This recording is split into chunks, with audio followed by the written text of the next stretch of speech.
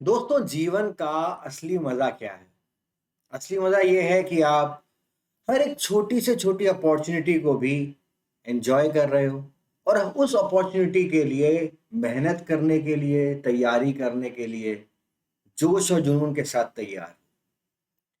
Hey everyone, welcome to an academy and I hope you all are doing absolutely awesome. उम्मीद करता हूं कि आप सब लोग बहुत अच्छे होंगे और मैं हूं आपका दोस्त, आपका एजुकेटर अमन शर्मा। आप लोगों के लिए आपके लिए एक अपॉर्चुनिटी के साथ और उस अपॉर्चुनिटी को कैसे क्रैक करना है उसके सॉल्यूशन के साथ। आज मैं आपके साथ इस साल की one of the biggest opportunity UPSC, EPFO, AO, EO, assistant provident fund commissioner की जो जॉब अपॉर्चुनिटी आई है उसको डिकोड करके आप लोगों के लिए लेकर आए। आज के सेशन में आप मेरे साथ हर एक चीज कवर अप करोगे about this EPFO examination.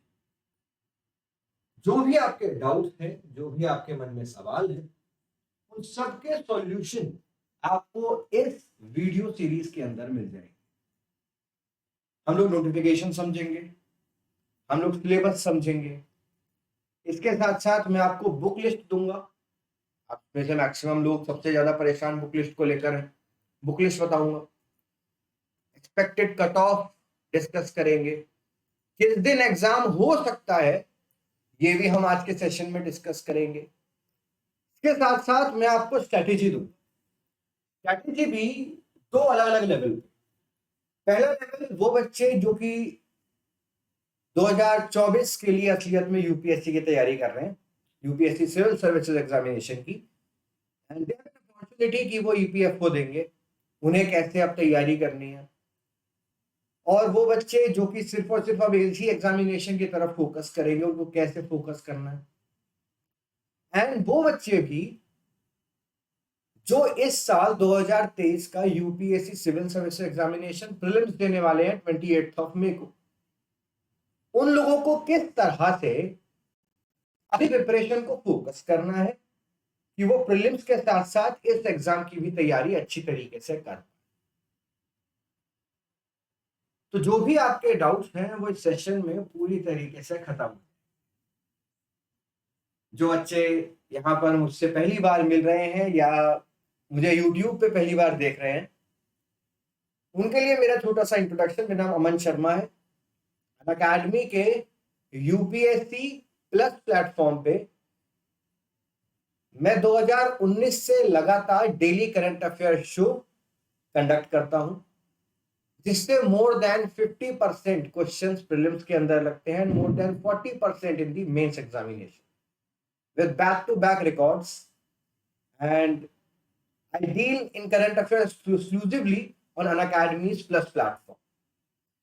Unacademy के लिए यूपीएससी ईपीएफओ के अंदर भी industrial relations, labour law, general science and computer application भी मैंने ही कवर अप किया है आप लोगों के लिए। शुरू करते हैं अपने आज के सेशन। तो स्टार्टिंग विद द वैकेंसी, यहां पर 3 पोस्ट हैं, एनफोर्समेंट ऑफिसर, अकाउंट ऑफिसर और असिस्टेंट प्रोविडेंट फंड कमिश्नर। तो जो एनफोर्समेंट ऑफिसर या अकाउंट ऑफिसर की जो जॉब है उसके लिए 418 वैकेंसीज। इसके अंदर एसटी की 57, एसटी की 28, ओबीसी की 78, ईडब्ल्यूएस की 51 और अनरिजर्व की 204 और पीडब्ल्यूबीडी की भी 25 वैकेंसीज इसके अंदर रखी गई हैं। ये इन दोनों पोस्ट की कंबाइंड है। ठीक, जो असिस्टेंट प्रोविडेंट फंड कमिश्नर की पोस्ट है उसके अंदर in total 159 vacancy. There are 159 vacancy. इसके अंदर एससी की 25, एसटी की 12, ओबीसी की 38, ईडब्ल्यूएस की 16 और अनरिजर्व की 68 वैकेंसी है। पीडब्ल्यूबीडी की भी यहां पर 8 वैकेंसी रखी गई। ठीक, तो इन टोटल जो नंबर ऑफ वैकेंसीज है वो हुई 418 प्लस 159 वैकेंसी। अब मैं इन दोनों वैकेंसीज को ना आपको अलग अलग करके इसलिए बता रहा हूँ क्योंकि दोनों का जो रिक्रूटमेंट प्रोसेस है, दोनों का जो रिक्रूटमेंट प्रोसीजर है, वो सेपरेटली होने वाला है। ठीक, तो इसीलिए आप एडिशन करके अपने दिमाग को ज्यादा बर्डन ना करें। तो 418 वैकेंसीज ईओए की है और 159 vacancies assistant provident fund commissioner की। ठीक, अब प्रिपरेशन के ऊपर आ जाते हैं। अनअकैडमी ने भी आप लोगों के लिए असिस्टेंट ईपीएफओ, जितने भी असिस्टेंट प्रोविडेंट फंड कमिश्नर या ईओएओ का जो नोटिफिकेशन है उसके लिए हमने 6 महीने का कोर्स आपके लिए लॉन्च किया है। ठीक, एपीएफसी ईओएओ का अलग अलग भी ले सकते हो डिपेंडिंग अपॉन कि भाई कुछ एज लिमिट्स भी है, वो हम लोग आगे देखेंगे। ठीक, और प्लस सब्सक्रिप्शन दोनों का साथ में भी ले सकते हो, इट्स 5,000 रुपीज, और यहाँ पर आपको 20% का ऑफ मिल जाएगा if you use the discount code that is AMS live. ठीक है, इसलिए आपको डिस्काउंट कोड का इस्तेमाल करना है। इस कोड को यूज करोगे तो आपको एक्स्ट्रा डिस्काउंट मिलेगा। इसके साथ साथ industrial relation, labour laws, general science and computer application, ये one of the most important topics है। ये टॉपिक मैं ही आप लोगों के लिए इसके अंदर कवर अप करने वाला हूँ। ठीक, एएमएस लाइव लिख लेना, अपने दोस्तों को बता देना, और ऑफर अभी चल रहा है। ठीक, कोड स्कैन कर लेना, बाकी डिटेल्स आप लोगों को नीचे डिस्क्रिप्शन बॉक्स के अंदर भी मिल जाए। मूविंग नाउ, हम ना एक काम करते हैं, पोस्ट को अलग अलग करके एक बार डिकोड करने की कोशिश करते हैं। ठीक है, अलग अलग करते हैं। तो पहला एनफोर्समेंट ऑफिसर या अकाउंट ऑफिसर के बारे में बात करें तो इसके अंदर मैक्सिमम एज 30 इयर्स है। तो अगर आपकी उम्र 30 से ज्यादा है तो आप ये नहीं दे पाओ। Maximum age is 30 year. ठीक, एजुकेशन क्वालिफिकेशन के बारे में बात करें तो एजुकेशन क्वालिफिकेशन के अंदर bachelors degree in any subject from recognised university. किसी भी सब्जेक्ट के अंदर अगर आपके पास बैचलर्स डिग्री है then you are eligible to appear for EOM. ठीक, इसके अंदर जो यूपीएससी अलग अलग रिलैक्सेशन देती है एसटी, एसटी, ओबीसी को, वो भी इसके अंदर नेचुरली मिल गई। ठीक, यहाँ पर जॉब के अंदर ही ड्यूटीज भी बताई गई है कि अगर आपका सिलेक्शन मान लो ईओएओ के रूप में होता है तो आपकी क्या क्या रिस्पॉन्सिबिलिटीज होती है, आपको किन किन ड्यूटीज को देखना है। तो ड्यूटीज ऑफ एनफोर्समेंट ऑफिसर या अकाउंट ऑफिसर क्या होने वाली है? Work of enforcement, recovery, accounts, administration, cash legal, pension, computer work. इसके लिए स्टेटरी और एडमिनिस्ट्रेटिव फंक्शन है, जैसे इंक्वायरी कंडक्ट करना, कोई क्लेम है उनके सेटलमेंट को देखना, जनरल एडमिनिस्ट्रेशन मेंटेन करना, वो वाली सारी की सारी चीजें। इसके साथ साथ नोटिफिकेशन ने ये भी लिख के दिया है कि जो ये पोस्ट है ऑल इंडिया सर्विस लायबिलिटी रखती है। तो अगर आपका कहीं भी सिलेक्शन होता है तो ऑल इंडिया आपकी ट्रांसफर की जा सकती है।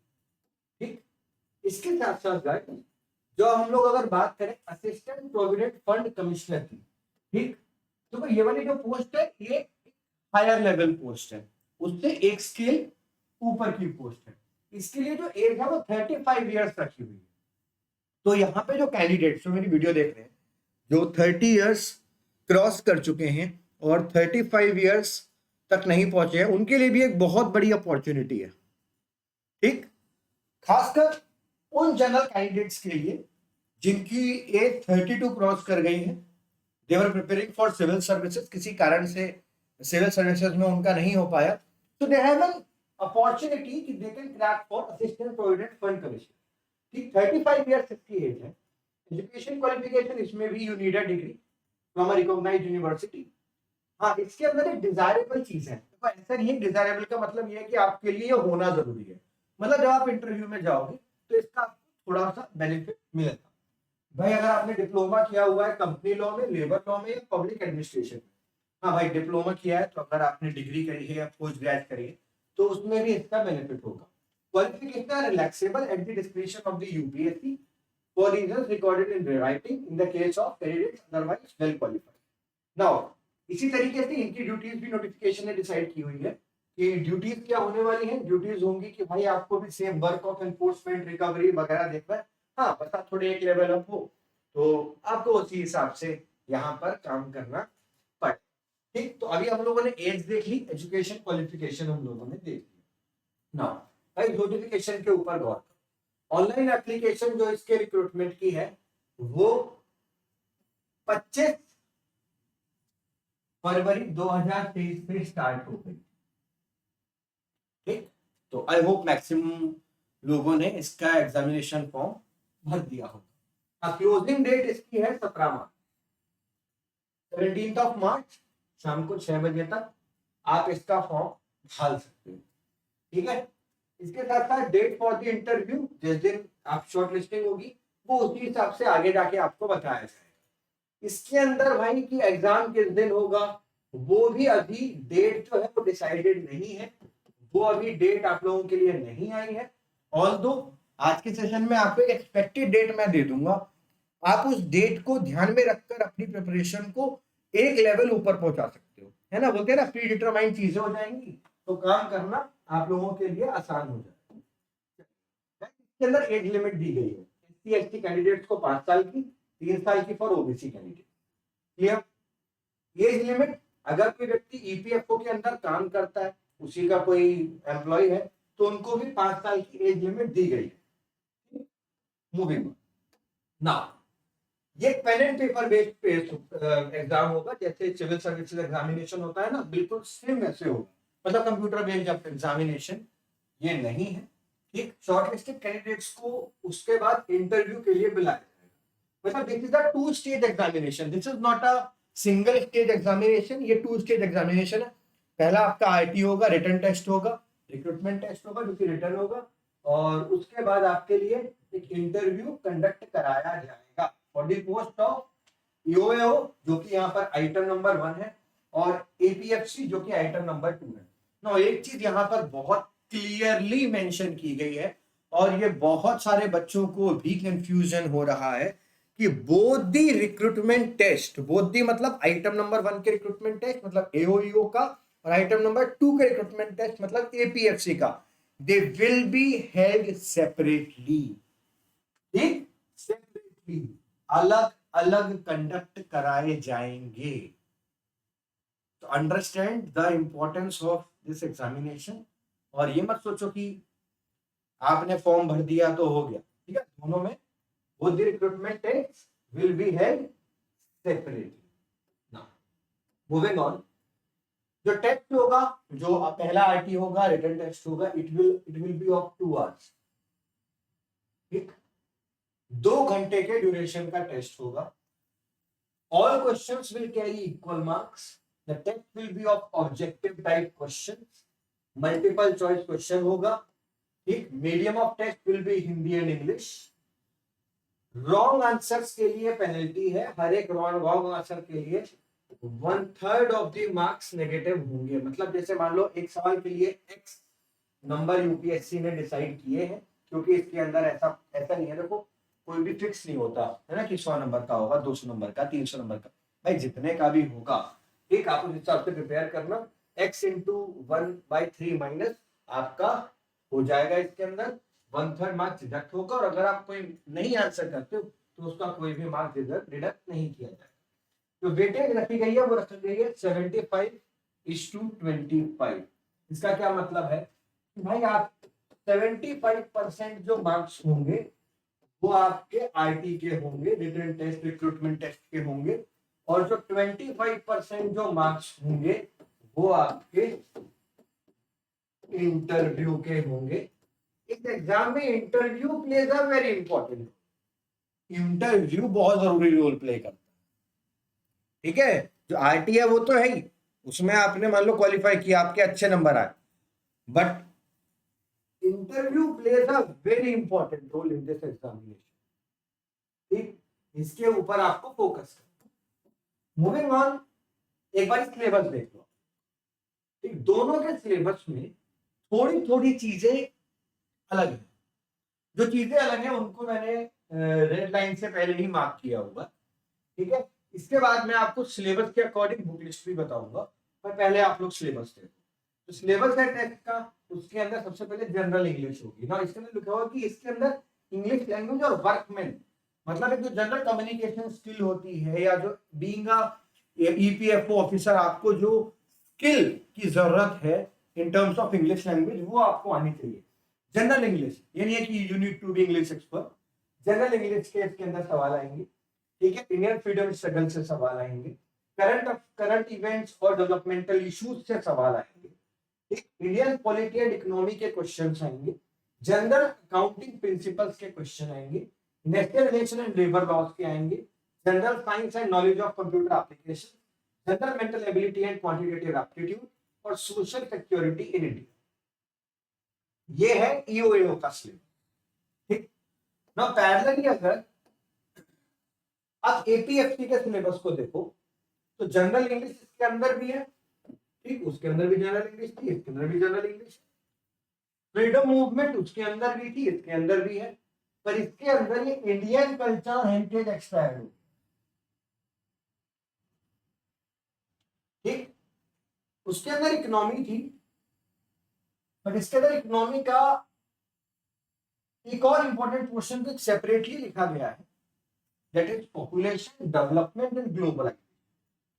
Indian polity was the word which was used in EOAO, पर एपीएससी के अंदर जो यूज किया गया है that is governance and the constitution of India, present trend in Indian economy. ना उसके अंदर ना इकोनॉमी के बेसिक्स को भी इक्वली कवर किया गया था। इसके अंदर जो इकोनॉमी का जो पोर्शन है उसके अंदर लिखा हुआ है present trend in Indian economy, मतलब आपको इकोनॉमी पता होनी चाहिए but with relation to the present scenario, है ना, आज का सिनेरियो क्या चल रहा है, what are the issues going on. जैसे मान लो अभी ऑयल के प्राइसेस को लेकर जो चीजें चल रही हैं उनसे रिलेटेड एक न्यूज थी, विंडफॉल टैक्स की, तो that was present trend in Indian economy, तो इसको आपको लिंक करना, ठीक। उसके अंदर अकाउंटिंग प्रिंसिपल्स एक टॉपिक था, इसके अंदर अकाउंटिंग एंड ऑडिटिंग, ठीक, ऑडिटिंग साथ में यहाँ पर एड ऑन हो गया। नेशनल रिलेशन और लेबर लॉस तो उसके अंदर भी था, और इसके अंदर एक और शब्द ऐड हुआ है, एक और आपके लिए इंपॉर्टेंट सब्जेक्ट ऐड हुआ है इंश्योरेंस, ठीक, इसको ध्यान रखना। कंप्यूटर एप्लीकेशन जनरल साइंस उसमें भी था, उसके अंदर बेसिकली इसको जनरल मेंटल एबिलिटी बोला गया है, बट इसके अंदर एक स्टैटिस्टिक्स वाला जो पोर्शन है वो और एड ऑन कर दिया गया। जब हम लोग जनरल मेंटल एबिलिटी पढ़ते हैं ना तो हम लोग स्टैटिस्टिक्स को कवर नहीं करते, इसके अंदर एलिमेंट्री मैथमेटिक्स और स्टैटिस्टिक्स को कवर अप किया गया। तो भाई सोशल सिक्योरिटी इन इंडिया दोनों ही सिलेबस के अंदर आप लोगों के लिए कवर किए गए हैं। तो आई होप आप लोगों को दोनों का जो सिलेबस है वो क्लियर हो गया होगा, है ना। मैं आपको एक बार पीछे वाला भी दिखा देता हूँ, जिनको स्क्रीनशॉट वगैरह लेना हो तो ले लेना, ठीक है। ये ईओएओ का सिलेबस है, ठीक, और ये अपना एपीएफसी वाला, ठीक। चलो सिलेबस हमारा हो गया, अब हमें क्या कवर अप करना है, अब हमें देखनी है भाई book list for the examination, ठीक। मैंने जो आप लोगों के लिए बुक लिस्ट बनाई है वो कोशिश करी है मैंने कि मैंने बहुत शॉर्ट बुक लिस्ट बनाऊं, ज़्यादा बड़ी बुक लिस्ट ना बनाऊं, और उस बुक लिस्ट के अंदर से आपका 100% काम हो जाएगा अगर आप उसको फॉलो करोगे। कुछ चीज़ें आपको इंटरनेट से देखनी पड़ेंगी, वो भी मैं आपको अभी बता दूंगा, ठीक, कि आपको किन किन बुक लिस्ट का ध्यान रखना है when you are going for EPFO, EOAO and APFC examination, ठीक। चलिए शुरू कर, सिलेबस तो अभी हम लोगों ने देख लिया था, उसी सिलेबस के हिसाब से मैंने आप लोगों के लिए कुछ बुक लिस्ट क्रिएट करी, ठीक। चलो बुक लिस्ट के अंदर सबसे पहले जनरल इंग्लिश के अंदर अगर हम लोग बात करें तो रेनन मार्टिन की बुक और एक जनरल इंग्लिश की बुक आती है, वैसे आप किसी की भी ले सकते हो, बट जनरल इंग्लिश में S C. Gupta is very good, एक बुक अरिहंत पब्लिकेशंस की आती है डिस्क्रिप्टिव इंग्लिश की, आप उसका भी यूज कर सकते हो, ठीक है। बाकी जनरल इंग्लिश और अच्छी हो जाती है अगर आप डेली न्यूज़पेपर रीडिंग कर रहे हो, ठीक है, तो it become better and better. Wren and Martin से और जनरल इंग्लिश में एस.सी. गुप्ता से आपका इंग्लिश वाला तो पोर्शन पूरा कवर अप हो जाएगा जितना आपको जरूरत है। फ्रीडम स्ट्रगल मॉडर्न इंडिया के बारे में बात करें, फ्रीडम स्ट्रगल के अंदर basically modern India, arrival of Britishers के बाद से लेकर 1947 तक की चीजें आपको कवर अप कर रही है।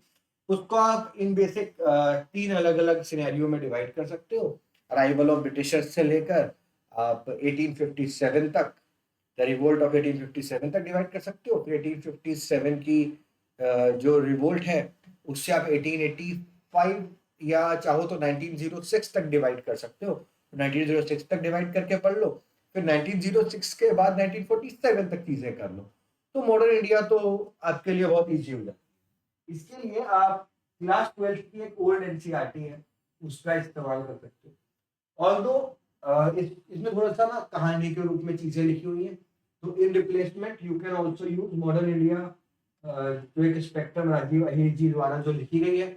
बहुत अच्छी बुक है, बहुत सक्सेसफुल बुक है, बहुत सक्सेस रेट अच्छा है, तो उस किताब का भी आप लोग इस्तेमाल कर सकते हो। तो भाई इंडियन पॉलिटी के बारे में बात करें तो इंडियन पॉलिटी में तो you all know the book is M Laxmikanth, very good book, बहुत अच्छी किताब है ना, उसको अच्छे से करो। और कॉन्स्टिट्यूशन के अंदर जो चीजें चल रही हैं करंट अफेयर्स में, मतलब जैसे किसी जगह अगर एंटी डिफेक्शन हुआ है, इलेक्शन कमीशन के ऊपर बात चल रही है, तो वो बाकी सारी चीजें ना आपके दिमाग में होनी चाहिए, है ना, कि how these things are working. Indian culture and heritage ये पोर्शन एपीएफसी के अंदर आता है, तो उसके लिए फाइन आर्ट की क्लास 11 से 12 की एनसीईआरटी कवर अप, ठीक। बहुत सारे लोग आपको इसके अंदर नितिन सिंघानिया जी की किताब भी सजेस्ट करेंगे, so if you want to read it you can read it. मैं एक चीज कहता हूँ, कोई भी कोचिंग के जो नोट्स हैं, मटेरियल है, दे आर मोर शॉर्टर, ठीक, चीजें सबने मैक्सिमम कवर करी ही हैं, तो आप फाइन आर्ट्स की किताब के साथ उनको लिंक कर सकते हो। तो ये आपके ऊपर है कि आप कौन सी बुक का इस्तेमाल कर रहे हो। इंडियन इकोनॉमी के लिए आप बेसिक मटेरियल कवर कर सकते हो कहीं से भी, ठीक, जहां चाहो वहां से कवर अप कर लो, it's one up to do. तो प्रेजेंट कंटेक्स्ट के लिए आपको करंट अफेयर्स करना है इकोनॉमिक पॉइंट ऑफ व्यू से, तो इसके लिए बुक लिस्ट के बारे में बात करें तो आप कोई भी कोचिंग मटेरियल यूज कर सकते हैं। करंट अफेयर्स की मैगजीन्स का इस्तेमाल कर सकते हैं, ठीक, उन मैगजीन से जो इकोनॉमी वाला जो पोर्शन है उसके ऊपर अपना हाईलाइट रखो डेली। अगर आप करंट अफेयर्स कवर कर रहे हो फ्रॉम द हिंदू और इंडियन एक्सप्रेस, तो वहां से आपका ये काम हो जाएगा, ठीक। उसको बस क्या करते हैं ना, रेगुलरली करना है, ठीक। अब एक और सवाल इसमें आता है कि सर इसमें करंट अफेयर करना कितना है, तो इस एग्जामिनेशन के अंदर वी कैन एक्सपेक्ट ना कि लगभग 1.5 साल का पुराना जो करंट अफेयर है ना वो आपको कवर अप करना है। मतलब अभी मैं डेट डिस्कस करूंगा ना इसके बारे में कि एग्जाम का डेट क्या होगी, उससे लगभग 1.5 साल पहले का आपको करंट अफेयर आपको पता होना चाहिए, ठीक। जनरल साइंस के लिए भाई एनसीईआरटी आर मस्ट, क्लास 6 से क्लास 10 तक की एनसीईआरटी करो। इसके अलावा करंट अफेयर्स इसके जरूर कर लेना जिसके अंदर nanotech, biotech, defence, space, artificial intelligence, machine learning, ये वाली सारी चीजें आपकी कवर अप हो जाएगी। जनरल मेंटल एबिलिटी के लिए आप आर एस अग्रवाल की किताब का इस्तेमाल कर सकते हैं। वैसे जनरल मेंटल एबिलिटी और क्वांट के लिए simply you can take any course, you can watch any lecture जो कि इम्पोर्टेंट है। आप देख लो कि भाई क्या क्या, जैसे प्रॉफिट एंड लॉस और आपके पाइप एंड सिस्टम, रेशियो और permutation, combination, compound interest, simple interest, तो एक ऐसे लिस्ट बना लो, उस लिस्ट के हिसाब से पढ़ना स्टार्ट कर दो। आर एस अग्रवाल की जो किताब है वो बहुत अच्छी है, सिंप्लीफाइड मैनर में समझाया हुआ है, आपका उससे काम हो जाए, ठीक है। तो ये यू कैन डू इट। इसके साथ साथ industrial relation and labour laws के लिए आपको कुछ बेयर एक्ट्स को कवर अप करना है। You need to cover some bare act, you need to cover some bare act।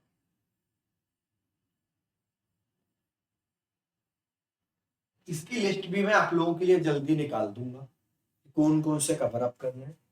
But इस बार इंपॉर्टेंट रहेगा 4 लेबर कोड, वेजेस एक्ट आया है, इंडस्ट्रियल रिलेशन कोड आया है, सोशल सिक्योरिटी को लेकर एक आया है, ठीक। तो जो 4 लेबर कोड्स भारत सरकार ने कंबाइन करके बनाए हैं वो तो आपको सारे के सारे पता होने चाहिए।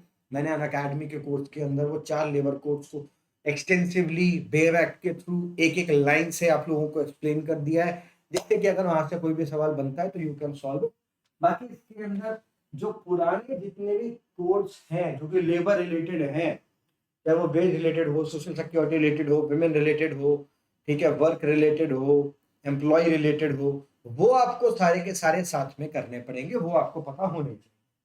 इसके अलावा सोशल सिक्योरिटी इन इंडिया के लिए आपको 5 ईयर प्लान कवर करने हैं गवर्नमेंट ऑफ इंडिया के, और सारी स्कीम्स कवर अप करनी है जो सोशल सिक्योरिटी से रिलेटेड है। जैसे एग्जांपल जन सुरक्षा योजना हो, है ना, वो इंपॉर्टेंट है। आयुष्मान भारत है अभी, वो इंपॉर्टेंट है। किसानों के लिए कुछ सोशल सिक्योरिटी की स्कीम्स है। तो ये आपको सब चीजें पढ़ना है। ठीक, आजकल आत्मनिर्भर भारत के अंदर काफी सारी स्कीम चल रही है। ठीक है, प्रधानमंत्री किसान सुरक्षा योजना चल रही है। तो ऐसी जितनी भी योजनाएं हैं, स्कीम्स है, वो आपको कवर अप करना है। वैसे पता है सोशल सिक्योरिटी इन इंडिया के लिए you can also watch out for योजना मैगजीन, वेरी इंपॉर्टेंट। इसके लिए ministry of social justice and empowerment की आप वेबसाइट को भी खोज सकते हो। यहाँ पे आपको काफी सारी चीजें मिल जाएगी। तो जनरल अकाउंटिंग प्रिंसिपल्स के लिए काफी सारी वेबसाइट्स ने ऑलरेडी इसके लिए चीजें डाल दी हैं। बट उन चीजों से अच्छा है कि आप एनसीईआरटी क्लास 11 और क्लास 12 की आप एनसीईआरटी कवर अप कर लो, आपका काम हो जाए। क्लास 11 और क्लास 12 की अगर आपने एनसीईआरटी कर ली, आपका काम हो जाए। ऑल्दो यहाँ पर जो इंडस्ट्रियल रिलेशन की चीजें हैं उसके अंदर कुछ टॉपिक्स आते हैं, वो गूगल पे सर्च करोगे आपको छोटी बड़ी बुक मिल जाएगी, जो सबसे आपको संक्षिप्त मटेरियल मिले उसकी तरफ आप जा सकते। क्लियर? ठीक है। तो गाइस अगर आप यहाँ पे सिलेबस को देखो ना, मैंने सिलेबस में मैक्सिमम चीजें आप लोगों के लिए कवर अप कर दी हैं, और इनकी बुक लिस्ट भी मैंने आपको बता दी है कि किन किन बुक लिस्ट का आप यहाँ पर यूज कर सकते हैं ना। बात करते हैं दोस्तों एक्सपेक्टेड डेट्स के बारे में कि भाई किस दिन पेपर होगा। बहुत बड़ा सवाल है ये, सर पेपर किस दिन होगा। यूपीएससी ने तो बताया नहीं है, सिर्फ नोटिफिकेशन आ गया है। तो when is the date for the examination of EPFO, AOEO और ईपीएफसी कब है भाई। तो चलिए यूपीएससी का कैलेंडर खोलते हैं। यूपीएससी के कैलेंडर के अंदर देखते हैं, अभी चल रहा है मार्च। ठीक, मार्च के बाद की डेट देखते हैं। तो मार्च के बाद जो आपको पहली डेट नजर आती है वो है 2/7/2023, 2 जुलाई। ये आपके लिए एक एक्सपेक्टेड डेट हो सकती है। इसके साथ एक डेट और आती है आपके लिए, दैट इज 20 अगस्त। ये आपके लिए एक्सपेक्टेड डेट हो सकती है। ठीक, फिर एक और डेट आती है आपके लिए 8/10, दैट इज 8 अक्टूबर। ठीक, और फिर आती है 17 दिसंबर। वैसे अगर एक्सपेक्टेड डेट के बारे में बात करें तो I feel the date should be 2 जुलाई और 20 अगस्त, क्योंकि अभी एग्जाम फॉर्म आए हैं। तो हम हमेशा ये एक्सपेक्ट करते हैं कि लगभग 6 महीने के अंदर अंदर जो एग्जाम होगा वो कंडक्ट कराया जाएगा। यूपीएससी अक्सर ऐसा ही करती है। अगर कोई इशू नहीं हुआ तो जितना मुझे अंदाजा है 2 जुलाई या 20 अगस्त को ये जो एग्जाम है इसके होने के चांसेस आप लोगों के लिए बच।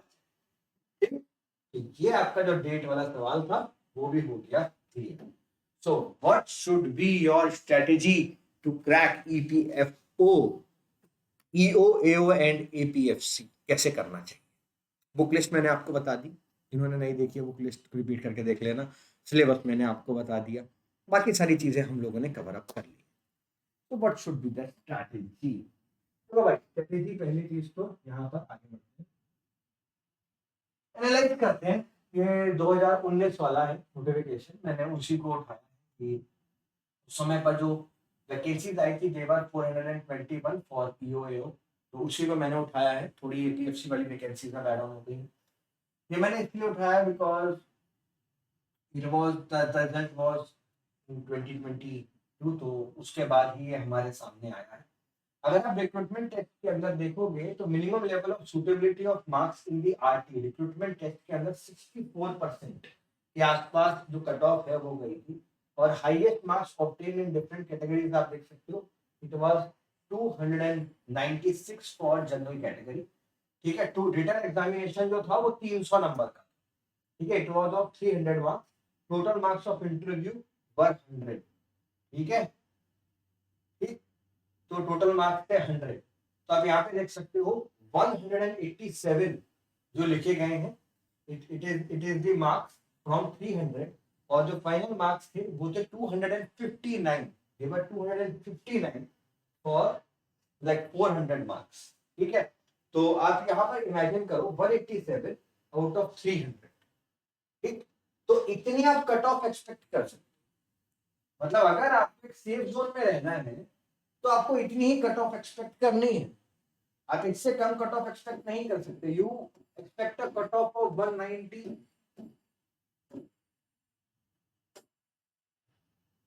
इन 300 मार्क्स पेपर। इस हिसाब से प्रिपरेशन करनी है, ठीक। एंड एपीएफसी के अंदर you can expect little bit higher, like 70% के आसपास आप कट ऑफ एक्सपेक्ट कर सकते हैं, ठीक। ये तो हो गई आप लोगों की, हम लोगों ने कट ऑफ कर दिया। इसका ना मेहनत थोड़ी सी ज्यादा। हाँ जी, मैंने ना यहाँ पर दो हिस्सों में डिवाइड कर दिया है प्रिपरेशन स्ट्रेटेजी को। पहले वो जो कि सीएससी 2023 दे रहे हैं, ठीक है। जो लोग सीएससी 2023 दे रहे हैं, अब इमेजिन करो आपका सीएससी का सिलेबस और ईपीएफओ का सिलेबस अगर आप देखोगे, ज्यादा चीजें अलग नहीं है, ठीक है। पहले जो चीज अलग है वो है accounting principle, industrial liberation and labour laws. Although labour laws आपने थोड़े बहुत पढ़े होंगे सीएससी के लिए, बट इसके अंदर आपको थोड़ा और डीपली कवर अप करना पड़ेगा, ठीक। इसके अंदर आपको कंप्यूटर एप्लीकेशन पढ़नी होती है थोड़ी सी,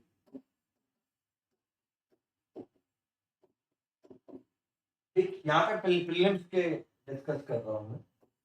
और सोशल सिक्योरिटी, तो जो लोग सीएससी 2023 दे रहे हैं, मैं उनको एक ही सलाह दूंगा कि अभी आप इस एग्जामिनेशन को एकदम हुआ बना के अभी के अभी इसकी तैयारी में नहीं लग जाओ। अभी सीएससी तैयारी करो, 28 मई को आपका एग्जामिनेशन है, उसी के ऊपर अपना फोकस रखो, ठीक है। मैक्सिमम चीज़ें आप लगभग 60-70% के आसपास अपनी चीज़ें कवर अप कर लोगे। मैंने आपको अभी पीछे एक्सपेक्टेड डेट जो बताई है, यहाँ पर आप देखो, ये जो मैंने आपको एक्सपेक्टेड डेट बताई है, आपको एग्जामिनेशन के बाद आपको टाइम मिलेगा to prepare for this examination, और उसी हिसाब से आप ये जो बाकी बची हुई चीज़ें हैं वो आप लोग कवर अप कर लें, ठीक। और मैं उस समय पर भी आप लोगों के लिए वीडियो डालूंगा कि अब आपको किस तरीके से आगे बढ़ना है, किस तरीके से प्रिपेयर ना। अब वो वाले बच्चे थे जो कि इसी इसी एग्जामिनेशन के लिए तैयारी है ना, उनको कैसे प्रिपेयर कर, ठीक, उनको किस तरीके से प्रिपेयर। तो भाई पहली चीज तो मैंने आपको दे दी है book list. Book list already given, अपने आप को प्रिपेयर कर लो बुक लिस्ट के हिसाब से। दो सेक्शन में अपनी प्रिपरेशन को डिवाइड कर, क्या, वो वाले सब्जेक्ट्स जो आपने अभी तक कवर किए हुए, तो एक आपके कवर्ड सब्जेक्ट्स, एक आपके वो सब्जेक्ट जो आपने कवर नहीं, नॉट कवर। अगर आपको एज लेनी है तो आपको सबसे पहले उन टॉपिक्स के ऊपर लेकर आना है जो बाकी लोगों के थोड़े से वीक हो सकते हैं, जैसे industrial relation and labour law, उनके ऊपर फोकस करो, ठीक। Quantitative ability, maths, statistics, elementary mathematics, उसके ऊपर फोकस करो, ठीक। इसके साथ साथ जनरल साइंस एंड कंप्यूटर्स, एक ऐसा टॉपिक है जो लोग छोड़ देते हैं, इसके ऊपर आपको हल्का हल्का फोकस करना स्टार्ट करना, ठीक।